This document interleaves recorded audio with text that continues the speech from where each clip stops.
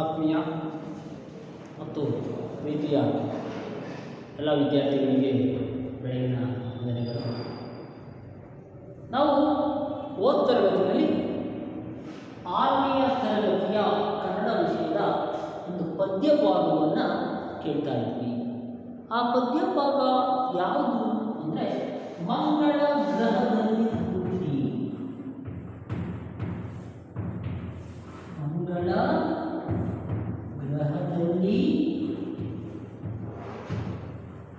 ಹುಟ್ಟಿ ಅಂತಕ್ಕಂತಹ ಪದ್ಯ ಭಾಗವನ್ನು ನಾವು ಹೋದ ತರಗತಿಯಲ್ಲಿ ತಿಳ್ಕೊಂಡಿದ್ವಿ. ಈ ಪದ್ಯ ಭಾಗವನ್ನು ಬರೆದಿರ್ತಕ್ಕಂಥವ್ರು ಸಿ ಎಂ ಗೋವಿಂದ ರೆಡ್ಡಿ.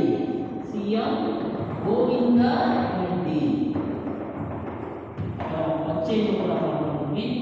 ಹಾಗೆ ಆ ಗೋವಿಂದ ರೆಡ್ಡಿಯವರ ಪರಿಚಯ ಮಾಡಿಕೊಂಡಾದ ನಂತರ ಆ ಒಂದು ತರಗತಿಯಲ್ಲಿ ಪದ್ಯನೂ ಕೂಡ ವಾಚನ ಮಾಡಿ ಅರ್ಥವನ್ನು ಕೂಡ ಕೇಳಿದ್ರಿ. ಆಗಸದಲ್ಲಿ ಹಾರುವುದೆಂದರೆ ಪುಟಾಣಿ ಪುಟ್ಟಿಗೆ ಬಲು ಇಷ್ಟ,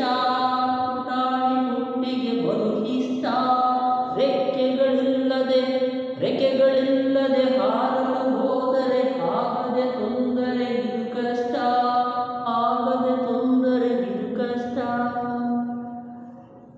ಆಕಾಶದಲ್ಲಿ ಹಾರಬೇಕು, ಆಗಸ, ಆಕಾಶ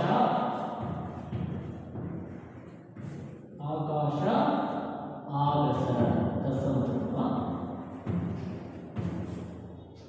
ಆಕಾಶ ಆಗಸ. ಆಕಾಶದಲ್ಲಿ ಹಾರಬೇಕು ಅಂದರೆ ಪ್ರತಿಯೊಬ್ಬರಿಗೂ ಇಷ್ಟ, ಆದರೆ ರೆಕ್ಕೆಗಳಿಲ್ಲದೆ ಹಾರಬೇಕು ಅಂದರೆ ತುಂಬಾ ಕಷ್ಟ ಅಂತಕ್ಕಂಥದ್ದನ್ನು ತಿಳ್ಕೊಂಡಿದ್ದೀವಿ. ಈ ಆಕಾಶದಲ್ಲಿ ಹಾರಬೇಕು ಅಂದರೆ ಪುಟಾಣಿಗೆ ತುಂಬ ಇಷ್ಟ, ರೆಕ್ಕೆಗಳಿಲ್ಲದೆ ಹಾರಬೇಕು ಅಂದರೆ ಕಷ್ಟ. ಒಂದಿನ ಇದ್ದಕ್ಕಿದ್ದಂತೆ ಪುಟಾಣಿ ಪುಟ್ಟಿಗೆ ರೆಕ್ಕೆಗಳು ಬಂತು. ಆ ಪುಟಾಣಿ ಪುಟ್ಟಿಗೆ ರೆಕ್ಕೆಗಳು ಬಂದ ತಕ್ಷಣ ಹಕ್ಕಿಯಂತೆ ಹಾರಬೇಕು ಅಂತ ಬಯಸ್ತಾ ಅವಳ ಮನಸ್ಸಿನಲ್ಲಿ ತುಡಿಕೆ ಆಯಿತು. ನಾನು ಹಕ್ಕಿಯಂತೆ ಹಾರಬೇಕು ಅಂತ ಹೆಚ್ಚಿನ ಹರುಷವನ್ನು ತಂತು, ಸಂತೋಷವನ್ನು ತಂತು. ಆ ತಕ್ಷಣ ಕೂಡಲೇ ಪುಟ್ಟಿ ಏನು ಮಾಡಿತು ಅಂದರೆ ತಣ್ಣನೆ ಜಿಗಿದು ಆಕಾಶದೊಡಲಿಗೆ ಹಾರಿದಳು. ತಕ್ಷಣ ಜಿಗಿದು ಆಕಾಶದ ಒಡಲಿಗೆ ಹಾರ್ತಾಳೆ. ಹಾರುತ್ತಾ ತೇಲುತ್ತಾ ಮುಂದೆ ಹೋಗ್ತಾ ಚಂದ್ರನ ಮಡಿಲನ್ನು ಸೇರ್ತಾಳೆ. ಚಂದ್ರಗ್ರಹಕ್ಕೆ ಹೋಗ್ತಾಳೆ. ಆ ಚಂದ್ರನ ಗ್ರಹದಲ್ಲಿ ನಿಂತ್ಕೊಂಡು ಭೂಮಿಯ ಕಡೆ ನೋಡಿದ್ರೆ ಭೂಮಿ ಯಾವ ರೀತಿ ಕಾಣಿಸ್ತಾ ಇದೆ ಅಂತಂದರೆ ಆ ಭೂಮಿ ನೇರಳೆಯ ಬಣ್ಣದ ಚೆಂಡಿನ ಆಕಾರದಲ್ಲಿ ಕಾಣಿಸ್ತಾ ಇದೆ. ಇಲ್ಲಿಂದ ಆ ಚಂದ್ರ ಗ್ರಹದ ಮೇಲಿಂದ ನಿಂತ್ಕೊಂಡು ಭೂಮಿಯನ್ನು ನೋಡಿದ್ರೆ ಅದು ಚೆಂಡಿನ ಆಕಾರದಲ್ಲಿ ಕಾಣ್ತಾ ಇದೆ. ಆ ಚೆಂಡಿನ ಬಣ್ಣ ಯಾವ ರೀತಿ ಅಂತಂದರೆ ನೇರಳೆಯ ಬಣ್ಣದ ಒಂದು ಕಲರ್ ಇತ್ತು. ಆ ಬಣ್ಣವನ್ನು ನೋಡಿ ಇದು ನಮ್ಮ ಭೂಮಿ ಅಂತ ಆಶ್ಚರ್ಯ ಅವಳಾಯಿತು. ಅದ ನಂತರ ಅವಳು ಹಾಗೆ ಹಾರ್ತಾ ಚಂದ್ರ ಗ್ರಹವನ್ನು ಬಿಟ್ಟು ಮಂಗಳ ಗ್ರಹವನ್ನು ತಲುಪಿದ್ರು. ಮಂಗಳ ಗ್ರಹದಲ್ಲಿ ಅಲ್ಲಿ ಕೆಂಪಗೆ ಬಣ್ಣದಲ್ಲಿರ್ತಕ್ಕಂತಹ ಜೀವಿಗಳನ್ನು ಕಾಣ್ತಾ ಇದ್ರು. ಆದರೆ ಜೀವಿಗಳಿರ್ತಕ್ಕಂಥ ಪುರಾವೆ ಇತ್ತು. ಹುಟ್ಟಿ ಆ ಗ್ರಹದಲ್ಲಿ, ಮಂಗಳ ಗ್ರಹದಲ್ಲಿ ಯಾವುದೋ ಜೀವಿ ವಾಸಿಸಿರಬೇಕು ಅಂತಕ್ಕಂತಹ ಒಂದು ಹೆಬ್ಬಯಕೆಯಿಂದ ಅವಳು ಏನು ಮಾಡ್ತಾಳೆ, ಅಲ್ಲಿ ಒಂದು ಬಂಡೆನ ನೋಡ್ತಾಳೆ. ಇದುವರೆಗೂ ನಾವು ಹೋದ ತರಗತಿಯಲ್ಲಿ ತಿಳ್ಕೊಂಡು ಹೌದಲ್ವಾ? ಹೀಗಾಗಿ ನಂತರದಲ್ಲಿ ಏನೆಲ್ಲ ಆಗುತ್ತೆ ಅಂತಕ್ಕಂಥದ್ದನ್ನು ನೋಡೋಣ. ಹುಟ್ಟಿ ಒಂದು ಬಂಡೆಯನ್ನು ಕಂಡು ಆ ಬಂಡೆ ಹೆಬ್ಬಂಡೆ, ಎಲ್ಲಿದಾದ ಬಂಡೆ ಹೆಬ್ಬಂಡೆ, ಯೋಗಿ ಅಂತಕ್ಕಂಥ ಹೆಸರಿನ ಒಂದು ಬಂಡೆನ ನೋಡುದು. ಒಡನೆ ಕೇಳಿದಳು ಕೆಂಪು ಬಂಡೆಯನ್ನು. ಆ ಕೆಂಪು ಬಂಡೆನ ಕೇಳ್ತಾಳೆ, ನೀ ಹೇಗೆ ಇಲ್ಲಿಗೆ ಬಂದೆ ಅಂತಕ್ಕಂಥ ಮಾತುಗಳನ್ನು ಕೇಳ್ತಾಳೆ ಅಂತ ಒಂದು ತರಗತಿ ತಿಳ್ಕೊಂಡಿದ್ದೆ. ಬಂಡೆಯು ಕಣ್ಣೀರನ್ನು ಸುರಿಸುತ್ತಾ ಹೇಳಿತು ಪುಟ್ಟಿಗೆ ನೋವಿನಲ್ಲಿ, ಪುಟ್ಟಿಯೇ ನಮ್ಮಿ ಮಂಗಳ ಗ್ರಹದ ದುರಂತ ಕಥೆಯನ್ನು ಕೇಳಿ ತಿಳಿ. ಇನ್ನೊಂದು ಕಾಲದ ಈ ಗ್ರಹದಲ್ಲಿ ಇತ್ತು ಜೀವಜಲ, ಹಸಿರು ಮರ ಆಗಿನ ಜನತೆಯು ನಾಡನ್ನು ಕಟ್ಟಲು ಮರಗಳ ಕಡೆಯೇ ಬಂತು ಬರ. ಮಳೆ ಬೆಳೆ ಕಾಣದ ಜೀವ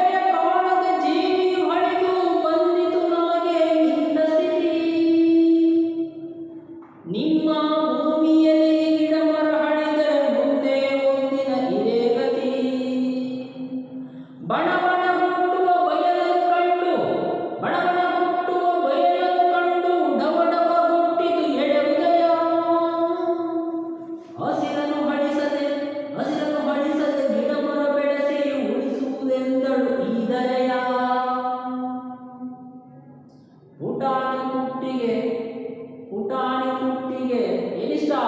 ಆಗಸದಲ್ಲಿ ಹಾರುವುದೆಂದರೆ ಪುಟಾಣಿ ಪುಟ್ಟಿಗೆ ಬಹು ಇಷ್ಟ. ಭೂಮಿಗೆ ಬಂದು ಜನತೆಯ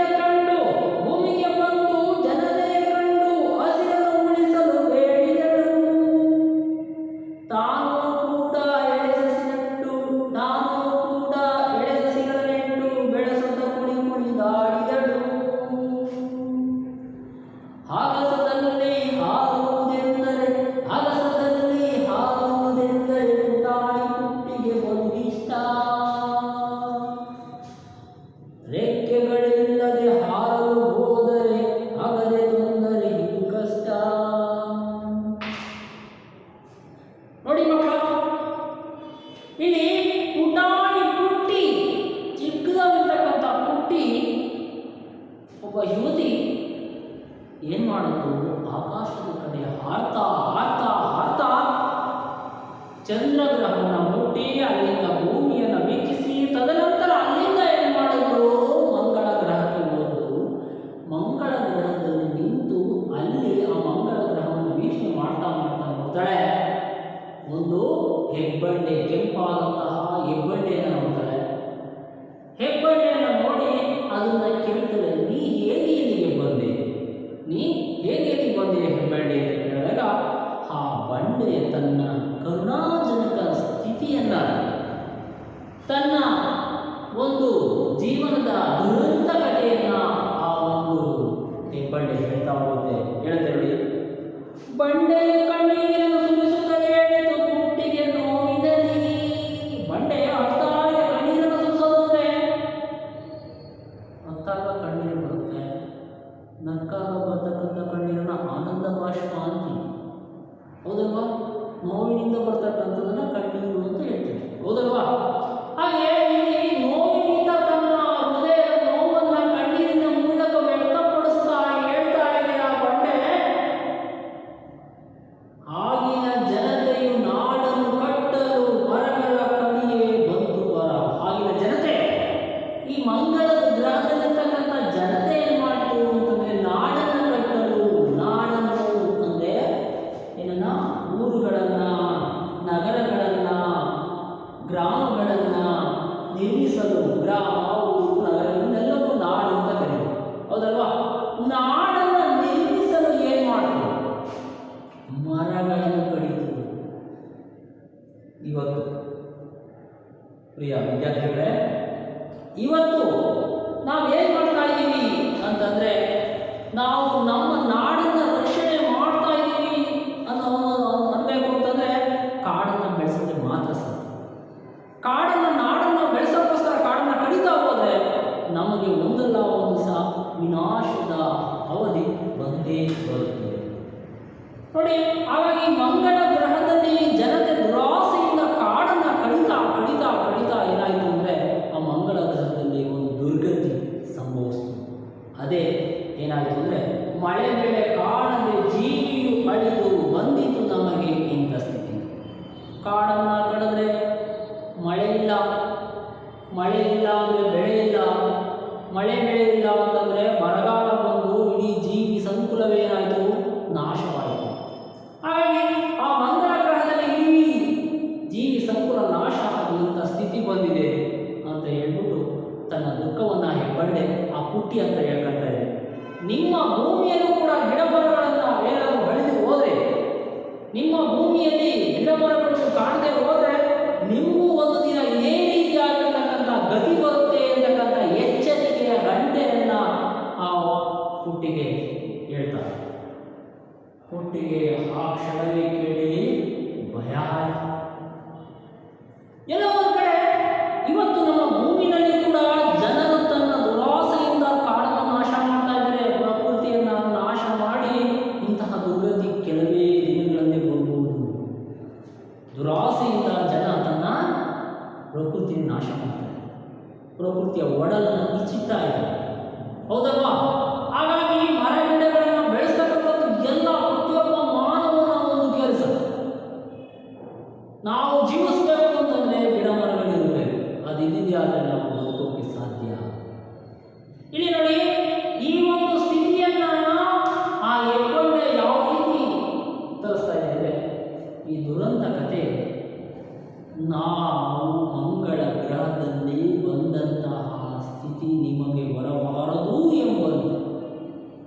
ನೀವೇನಾದರೂ ಭೂಮಿಯಲ್ಲಿ ಗಿಡಮರ ಕಡಿದಿದ್ದೇ ಆದರೆ, ಅಳಿದರೆ, ನಾಶವಾದರೆ ಮುಂದೆ ಒಂದು ದಿನ ನಿಮಗೆ ಇದೇ ಗತಿ. ಗತಿ ಮೀನ್ಸ್ ಸ್ಥಿತಿ. ಇದೇ ಸ್ಥಿತಿ ನಿಮಗೆ ಬರುತ್ತೆ. ಬಣ ಬಣ ಹುಟ್ಟುವ ಬಯಲನ್ನು ಕಂಡು ಡವ ಡವ ಹುಟ್ಟಿತು ಎಡ ಹೃದಯ. ಬಣ ಬಣ ಹುಟ್ಟುವ ಅಂತ ನಿರ್ಜನವಾಗಿರ್ತಕ್ಕಂತಹ ಯಾವುದೇ ರೀತಿಯಾಗಿರ್ತಕ್ಕಂತಹ ಗಿಡ ಮರಗಳು, ಪಶು ಪಕ್ಷಿಗಳು, ಯಾವುದೇ ಕೀಟಗಳು ಇಲ್ಲದೇ ಇರತಕ್ಕಂಥ ನಿರ್ಜನವಾಗಿರ್ತಕ್ಕಂತಹ ಬಯಲನ್ನು ಕಂಡು ಡವ ಡವ ಹುಟ್ಟಿತು ಅವಳ ಎಳೆ ಹೃದಯ. ಡವ ಡವ ಡವ ಡವ ಕೇಳಿದ? ಡವ ಡವ. ಈ ಡವ ಡವ ಅಂತ ಅಂದ್ರೆ ಏನು ಅಂದ್ರೆ ಇದು ಅನುಕರಣ.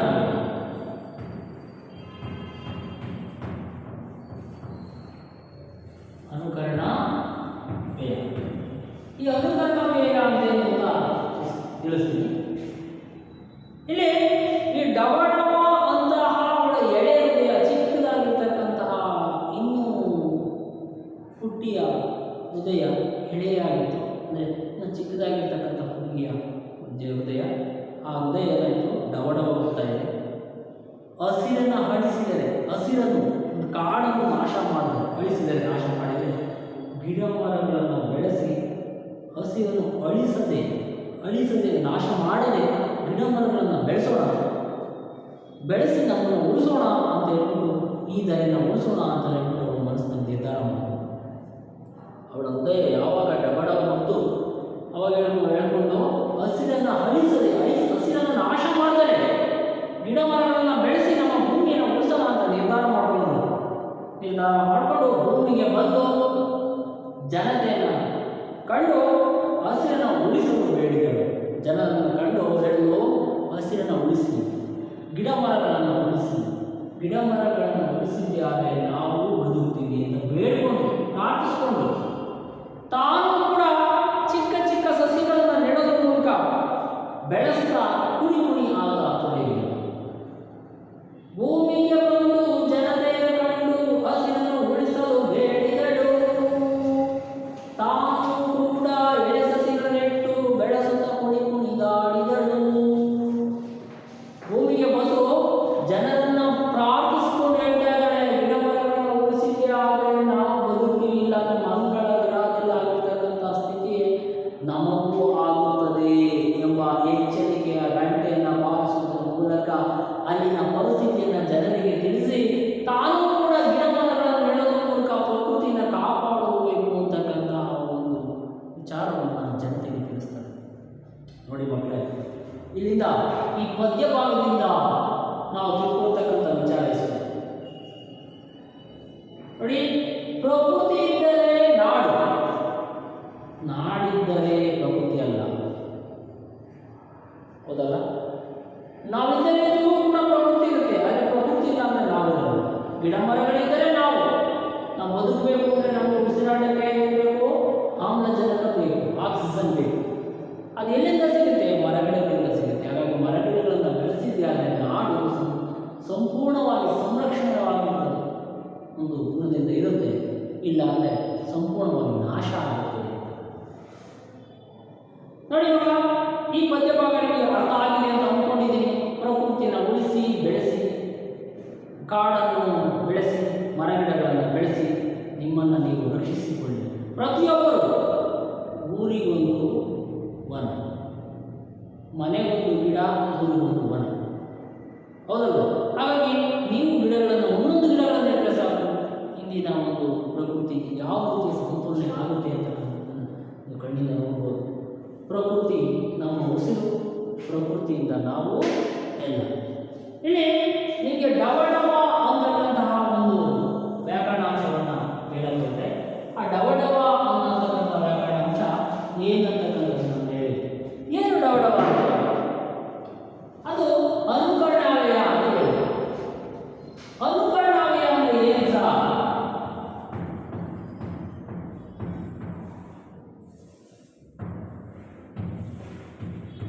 ಏನು ಅನುಕರಣಾವ್ಯಯ? ಇಲ್ಲಿ ಅವ್ಯಯ ಅಂತಕ್ಕಂಥ ಅವ್ಯಯ ಅಂದರೆ ಏನು ಅಂತ. ಒಂದು ಲಿಂಗ ವಚನ ವಿಭಕ್ತಿಗಳಿಂದ ರೂಪಭೇದ ಹೊಂದದೆ ಏಕರೂಪವಾಗಿ ಇರುವ ಪದಗಳನ್ನು ನಾವು ಅವ್ಯಯ. ಫಾರ್ ಎಕ್ಸಾಂಪಲ್, ಲಿಂಗ ವಚನ ವಿಭಕ್ತಿಗಳಿಂದ, ಲಿಂಗ ವಚನ ವಿಭಕ್ತಿಗಳಿಂದ ರೂಪಭೇದ ಹೊಂದದೆ ಏಕರೂಪವಾಗಿ ಇರತಕ್ಕಂಥ ಪದಗಳನ್ನು ನಾವು ಅವ್ಯಯಗಳಂತೀವಿ. ಆ ಅವ್ಯಯದಲ್ಲಿ ಅನುಕರಣಾವ್ಯಯ ಒಂದು ಸಾಮಾನ್ಯ ಅವ್ಯಯ, ಅನುಕರಣಾವ್ಯಯ, ಸಂಬಂಧಾರ್ಥಕಾವ್ಯಯ, ಅವತರಣಾರ್ಥಕಾವ್ಯಯ, ತದ್ದಿತಾಂತಾವ್ಯಯ, ಕೃತಾಂತಾವ್ಯಯ ಅಂತಕ್ಕಂಥ ಹಲವಾರು ವಿಧಗಳು ಬರ್ತವೆ. ಬಟ್ ಇಲ್ಲಿ ತಿಳಿಸಲ್ಪಟ್ಟಿರ್ತಕ್ಕಂಥದ್ದು ಅನುಕರಣಾವ್ಯಯ ಅಂತ ಏನು ಅಂತಕ್ಕಂಥದ್ದನ್ನ ಇವತ್ತಿನ ತರಗತಿಯಲ್ಲಿ ನಿಮಗೆ ತಿಳಿಸ್ತೀನಿ. ಓಕೆನಾ? ಇಲ್ಲಿ ಅನುಕರಣೆ ಅಂತಂದ್ರೆ ನಿಮಗೆ ತಿಳ್ಕೊಂಡಿರ್ಬೋದು. ನಿರ್ದಿಷ್ಟವಾಗಿ ನಾವು ಯಾವುದೋ ಒಂದು ಪದನ ಕೇಳ್ತೀವಿ, ಧ್ವನಿ ವಿಶೇಷಣಗಳನ್ನು ನಾವು ಅನುಕರಣೆ ಮಾಡ್ತೀವಲ್ಲ, ಅದನ್ನ ಅನುಕರಣಾವ್ಯಯ. ಧ್ವನಿ ವಿಶೇಷಣ ಯಾವುದೋ ಒಂದು ಸೌಂಡ್ ಆಗುತ್ತೆ. ಫಾರ್ ಎಕ್ಸಾಂಪಲ್, ಒಂದು ಸೌಂಡ್ ಆಯಿತು, ಆ ಸೌಂಡನ್ನು ನಮ್ಮ ಬ್ರೈನ್ ಆಲಿಸಿ, ಕಿವಿಗಳ ಮೂಲಕ ಆಲಿಸಿ ಬ್ರೈನ್ ಒಂದು ಶಬ್ದನ ಹೇಳುತ್ತೆ. ಟಕ್ಕಂತು, ಡಬ್ ಅಂತ ಅನುಕರಿಸಿ ಉಚ್ಚರಿಸ್ತೀವಿ. ಅದನ್ನು ಇಮ್ಯಾಜಿನೇಷನ್ ಮಾಡ್ಕೊಂಡು ಅದನ್ನ ಏನು ಮಾಡ್ತೀವಿ ನಾವು, ಅನುಕರಿಸಿ ಉಚ್ಚರಿಸ್ತೀವಿ. ಧ್ವನಿ ವಿಶೇಷಣಗಳನ್ನು ಅನುಕರಿಸಿ, ಅದು ಹೇಳಿದಂತೆ ಅನುಕರಿಸಿ ಪುನಃ ಏನು ಉಚ್ಚಾರಣೆ ಮಾಡ್ತೀವಿ ಅದನ್ನು ಅನುಕರಣಾವ್ಯಯ. ಶಬ್ದಗಳು, ಧ್ವನಿ ವಿಶೇಷಣಗಳು ಶಬ್ದಗಳು, ಅವನ್ನ ಅನುಕರಿಸಿ ಕೇಳಿದಂತೆ ಪುನಃ ಅನುಕರಣೆಯಿಂದ ಹೇಳ್ತಕ್ಕಂಥದ್ದು ನಾವು ಅನುಕರಣಾವ್ಯಯ ಅಂತೀವಿ. ಉದಾಹರಣೆಗೆ ಹಲವಾರುಗಳು, ಈಗ ನೋಡಿ, ಜುಳು ಜುಳು, ಜುಳು ಜುಳು, ನೀರು ಜುಳು ಜುಳು ಹರಿಯಿತು, ಸರ ಸರ,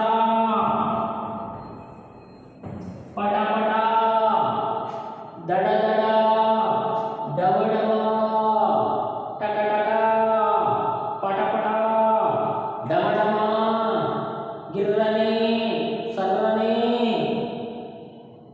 ಇವೆಲ್ಲವೂ ಕೂಡ ಧ್ವನಿ ವಿಶೇಷಣಗಳು. ಇವನ್ನು ಅನುಕರಿಸಿ ಉಚ್ಚರಿಸ್ತಕ್ಕಂಥದ್ದನ್ನ ಅನುಕರಣಾವ್ಯಯ.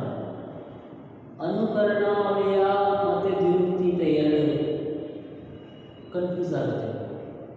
ಈ ಸರ ಸರ ಅಂದರೆ ಅನುಕರಣಾವ್ಯಯ, ಅದೇ ಬೇಗ ಬೇಗ ಅದು ದ್ವಿರುಕ್ತಿ ಅಂದರೆ ಏನು ಅಂತ ಹೇಳ್ಕೊಡ್ತೀನಿ. ಈಗ ಅನುಕರಣಾವ್ಯಯ ಅಂದರೆ ಅರ್ಥ ಆಯ್ತಾ?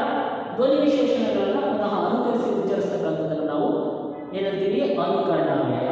ಅವಕ್ಕೆ ಉದಾಹರಣೆ ಜುಳು ಜುಳು, ಡವ ಡವ, ಪಟ ಪಟ, ತಳ ತಳ, ಡಗ ಡಗ, ಡಮ್, ಗಿರ್ರನೆ, ಸರ್ರನೆ, ಈ ತರತಕ್ಕಂಥ ಪದಗಳನ್ನೆಲ್ಲವನ್ನೂ ಕೂಡ ನಾವು ಅನುಕರಣಾವ್ಯಯ. ಈಗ ಫಾರ್ ಎಕ್ಸಾಂಪಲ್, ಗಡಿಯಾರವು ಟಿಕ್ ಟಿಕ್ ಟಿಕ್ ಟಿಕ್ ಎಂದು ನಡೆಯುತ್ತದೆ. ಅದರ ಟಿಕ್ ಅನ್ನೋ ಟಕ್ ಅನ್ನೋ ತಗೋತೀವಿ. ಒಟ್ಟಿನಲ್ಲಿ ನಾವು ಅನುಕರಿಸಿ ಟಿಕ್ ಟಿಕ್ ಟಿಕ್ ಟಿಕ್. ಪಟಾಕಿಯು ಡಮ ಡಮನೆ ಸಿಡಿಯಿತು, ಡಮ ಡಮ ಸಿಡಿಯಿತು, ಡಮ್ಮನ ಟಸ್ಸನ್ನು ತಗೋತೀವಿ. ಒಟ್ಟಿನಲ್ಲಿ ನಾವು ಧ್ವನಿ ವಿಶೇಷಣವನ್ನು ಅನುಕರಿಸಿ ಉಚ್ಚರಿಸ್ತೀವಿ. ಅದನ್ನು ಅನುಕರಣಾವ್ಯಯ. ಮಕ್ಕಳೇ, ಇನ್ನೊಂದ್ಸರಿ ನಿಧಾನ ಕೇಳಿಸ್ಕೊಳ್ಳಿ. ಧ್ವನಿ ವಿಶೇಷಣಗಳನ್ನು ಅನುಕರಿಸಿ ಉಚ್ಚರಿಸ್ತಕ್ಕಂಥದ್ದನ್ನ ಅನುಕರಣಾವ್ಯಯ ಅಂತ ಹೇಳ್ತೀವಿ. ಅರ್ಥ ಆಯ್ತಾ? ಉದಾಹರಣೆಗೆ ಜುಳು ಜುಳು, ಸರ ಸರ, ಟಪ ಟಪ, ಡವ ಡವ, ಗುಳು ಗುಳು, ತರ ತರ, ಗಿರ್ರನೆ, ಸರ್ರೆ, ಇವೆಲ್ಲವೂ ಕೂಡ ಅನುಕರಣಾವ್ಯಯ. ನೆಕ್ಸ್ಟ್ ನೋಡಿ, ಹಾಗೆ ಒಂದು ವಿರುಕ್ತಿ ಅಂದರೆ ಏನು ಅಂತಕ್ಕಂಥದ್ದನ್ನ ಈಗ ಹೇಳ್ಬಿಡ್ತೀನಿ, ಕೇಳಿಸ್ಕೊಳ್ಳಿ ಮಕ್ಕಳೇ. ವಿರುಕ್ತಿ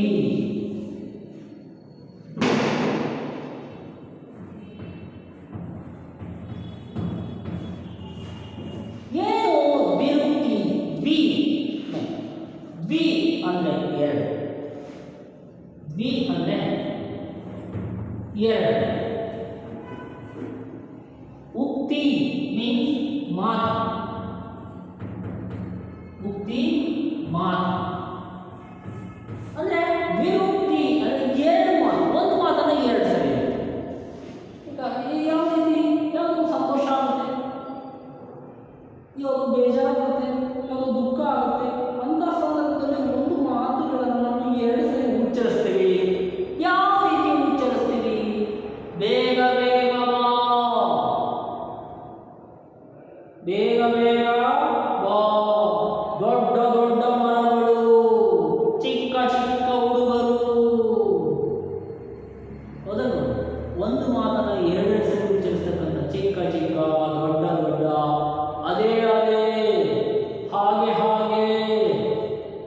ಬೇಗ ಬೇಗ, ನಿಲ್ಲು ನಿಲ್ಲು, ಬಾ ಬಾ, ನಿಲ್ಲು ನಿಲ್ಲು, ಬಾ ಬಾ, ಏಕೆ ಏಕೆ, ಏನೇನು ಅಂತಕ್ಕಂಥ ಹಲವಾರು ಪ್ರಶ್ನಾರ್ಥಕ ಮಾತುಗಳನ್ನು ಕೂಡ ಎರಡೆರಡು ಸಲ ಉಚ್ಚರಿಸ್ತೀವಿ.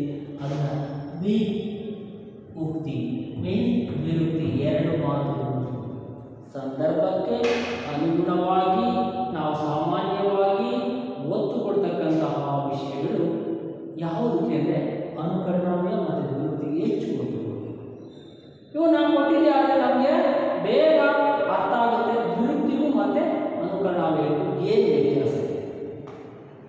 ನಾವು ನಗುತ್ತಾ ನಗ್ತಾ ನಗ್ತಾ ಬಾ ಅಂತೀವಿ. ಊರು ಊರು ಇದೆ ಅಂತೆ, ಊರು ಊರು ಕೂಡಿಸೇ ಇರ್ತದೆ. ಊರು ಊರು ಅನ್ನೋದ ಊರು ಊರು, ಒಂದು ಒಂದೊಂದು ಒಂದೊಂದು, ಇವೆಲ್ಲವೂ ಕೂಡ ವಿರಕ್ತಿಗಳೇ. ಒಂದೊಂದು, ಊರೂರು ಇವೆಲ್ಲವೂ ಕೂಡ ಎರಡು ಪದಗಳು ಒಂದಾಗಿದೆ. ಮೊದಲು ಮೊದಲು ಅನ್ನೋದ ಮೊಟ್ಟ ಮೊದಲು, ಮೊದಲು ಮೊದಲು ಅನ್ನೋದ ಮೊಟ್ಟ ಮೊದಲು ಅಂತ. ಹಸಿರು ಹಸಿರು ಅನ್ನೋದ ಅಚ್ಚ ಹಸಿರು ಅಂತ. ಅಚ್ಚ ಹಸಿರು ವಿರಕ್ತಿ, ಮೊಟ್ಟ ಮೊದಲು ವಿರಕ್ತಿ, ಊರೂರು ವಿರಕ್ತಿ, ಒಂದೊಂದು ವಿರಕ್ತಿ. ಓಕೆ, ದ್ವಿ ಅಂದರೆ ಎರಡು, ಮುಕ್ತಿ ಅಂದರೆ ಮಾತು. ಅರ್ಥ ಆಯಿತು ಅಂತ ನಾನು ಅಂದ್ಕೊಂಡಿದ್ದೀನಿ. ಓಕೆ, ಇಲ್ಲಿ ನೀವು ತಿಳ್ಕೊಬೇಕಾಗ್ತಕ್ಕಂಥದ್ದು ಮಂಗಳ ಗ್ರಹದಲ್ಲಿ ಹುಟ್ಟಿ ಅಂತಕ್ಕಂತಹ ಪದ್ಯ ಭಾಗದಲ್ಲಿ ಪ್ರಕೃತಿಯ ಒಂದು ವಿಶೇಷವಾಗಿರ್ತಕ್ಕಂಥ ಗುಣವನ್ನು ಮಾನವ ಯಾವ ರೀತಿ ಬೆಳೆಸ್ಕೋಬೇಕು, ಮನುಷ್ಯ ತನ್ನ ವ್ಯಕ್ತಿತ್ವದಲ್ಲಿ ಕಾಡನ್ನು ಯಾವ ರೀತಿ ಉಳಿಸಬೇಕು ಅಂತಕ್ಕಂಥದ್ದನ್ನು ತಿಳ್ಕೊಂಡು, ಹಾಗೆ ಗ್ರಾಮರಲ್ಲಿ ವಿರುಕ್ತಿ ಮತ್ತು ಅನುಕರಣ